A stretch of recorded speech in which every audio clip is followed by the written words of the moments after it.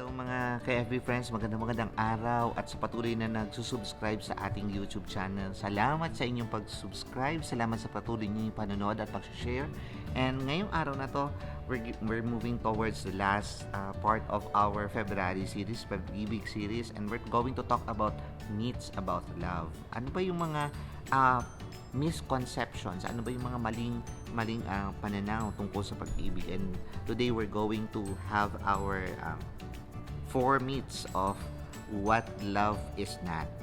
So basically, love is not about feelings. It cannot, should not, and is not be the basis of love. Feelings are passing and transient kasi pag pinag-usapan natin yung yung nararamdaman mo na mahal mo yung tao na yon, it will not last long. Pag yun yung basehan natin. Bakit?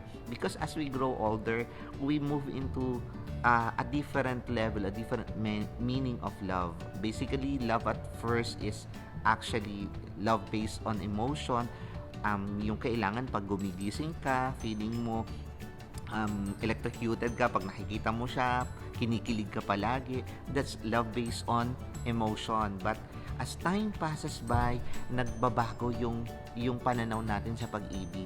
Habang tumatanda, we're talking about our grandmas and grandpas. Minsan, yung lolo ko, tinanong ko, yung lola ko, tinanong ko kung namimiss ba niya si lolo dahil si lolo ay pumunta sa kabila, pumunta sa Batangas. So, during those times, sinabi ng lola ko ay namimiss din pero hindi ganoon kamiss dahil alam ko naman na kahit nandun siya, iniisip pa rin niya ako. So, love at that stage is no longer based on emotion but actually it is based on truth. It is based on trust. So, may mga panahon na lumilipas na yung feelings natin. But because we are committed to love that person, we stay with that person. And that is love based on commitment and based on truth. When feelings are gone, then the love is gone. Kapag akala ng marami, pag daw nawala na yung pakiramdam, wala na daw pagmamahal. And basically, that's not true. Because real love is not seasonal. Ang tunay na pagmamahal ay walang panahon. Pwede magmahal ang bata, pwede magmahal ang matatanda, pwede magmahal ang lahat ng edad because it's not seasonal. It doesn't emerges. Can you remember the time na sumibol yung pagmamahal sa puso mo? Basically, we do not know kung kailan ba tayo nagsimulang magmahal at hindi din natin alam kung hanggang kailan matatapos ang pagmamahal.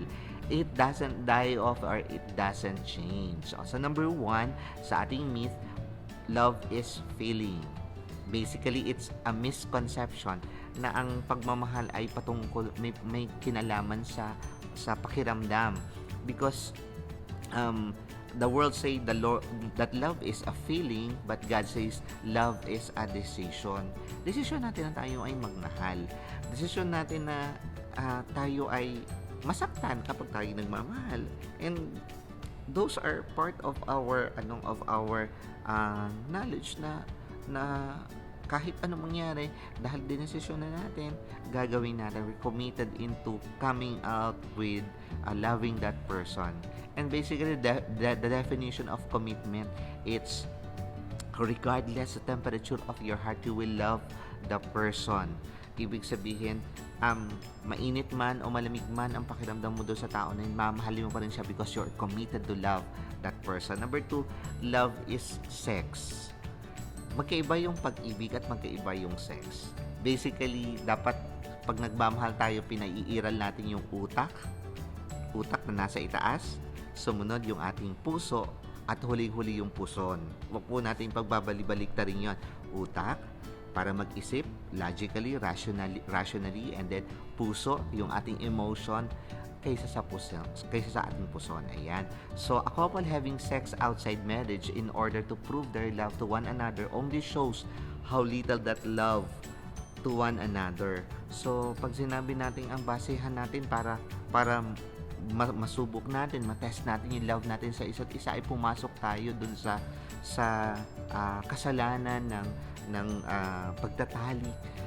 Basically, hindi siya pamantayan dahil dadating yung time na makikita natin ang design kasi ng Lord ay mauna muna yung kasal bago yung pagtatalik. Why? Because um, gusto nating i-safeguard yung marriage. Gusto natin nandun pa rin yung curiosity pagdating. I have heard of those who have came into their walking the aisle into their wedding day na that was their first kiss, that was their first uh, ability to touch each other, and grabe yung joy, grabe yung excitement, grabe yung feelings na establish because hindi inuna yung puson kaysa sa puso. Okay. So, real love entails and demand much more than what sex can offer.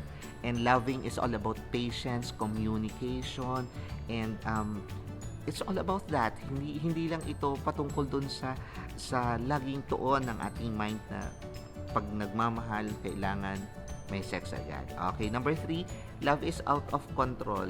Basically, that's not true. That's a misconception about love.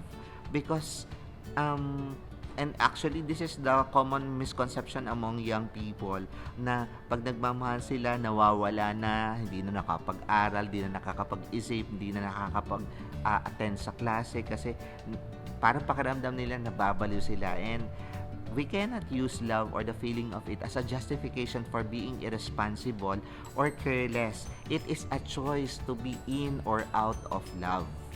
Ayan, bumabalik na naman tayo dun sa bottom line na ang pagmamahal ay decision. Ang pagmamahal ay hindi nagpapadala kung hindi ikaw ang nagdadala ng relasyon. Okay, true love is growing of both. Kailangan pareho kayong lumalago in the process. True love is always in check with what is good for others and ourselves. Kasi yung original notion natin na pakiramdam natin pag nagmamahal tayo, we're pushing ourselves doon to that person, and because we are out of control, we are coming up with pushing our own selfish desire. And ang tunay na pagmamahal, ang desire ay para sa ikabubuti ng kanyang minamahal. Number 4, love is simply affection and attraction. Affection or attraction lang ba? There are love stories na narinig ko na, nakita ko na hindi sila attracted at first, hindi sila affectionate at first.